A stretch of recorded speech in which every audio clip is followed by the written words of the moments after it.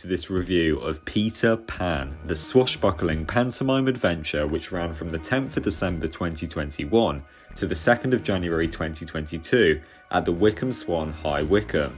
Staged by Crossroads Pantomimes, this production was a bit of a mixed bag for me, offering glimmers of magic yet being bogged down by some questionable decisions.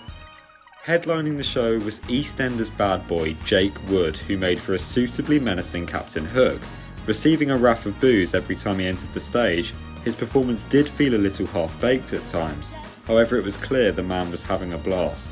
Second to Wood was Benidorm star Jake Canuso as Mateo Starkey. Although he did warm up in the second half, his placement in this production felt a little off.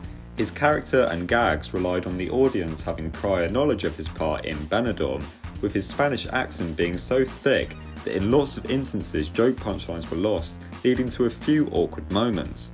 Stupidly, it's only when writing this review I've realised that Canuso isn't actually Spanish, so whilst convincing, this take didn't quite gel in pantomime in my opinion. Jamie Brooke played a lovable Smee, easily providing the most laughs in the production. A memorable gag being his Boris Johnson impression, and his ability to recite the entire show in just over 2 minutes. Well, it all starts with Peter the One, with a little bit of breaking entry to the bedroom window. It doesn't seem like the right message to be sending out to the top of the show. All they're not just woken down in the dog, and I have to say that my uncle said the poor honestly, who's falling to death. Having seen him previously for years in Guildford, Jamie is a natural comic. However, I don't feel this pantomime showcased the best of his ability. For example, the man is a true pantaholic, having written numerous scripts, so it baffles me as to why he didn't receive a writing credit for this production. And where was the chaotic 12 Days of Christmas or the classic gun scene?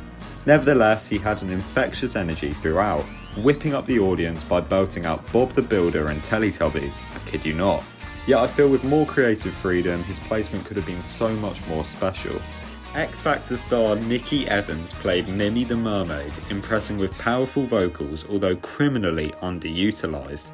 We saw the production towards the end of its run, so seeing herself and the rest of the cast break out of character into a fit of giggles was undoubtedly charming. Also adding their voices to the mix was Giselle Byron's Tiger Lily and Isabel Hathaway, who played Tinkerbell, who amazingly spent the whole show on roller skates.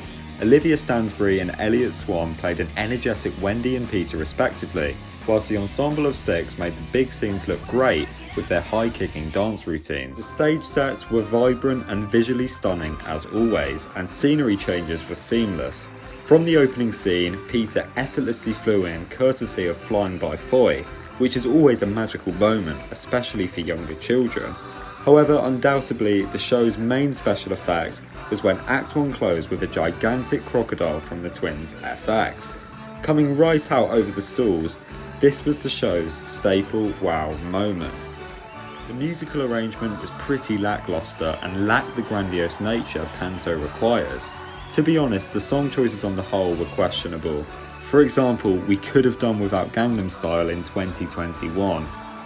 Peter Pan lacked the skits you come to expect from Panto.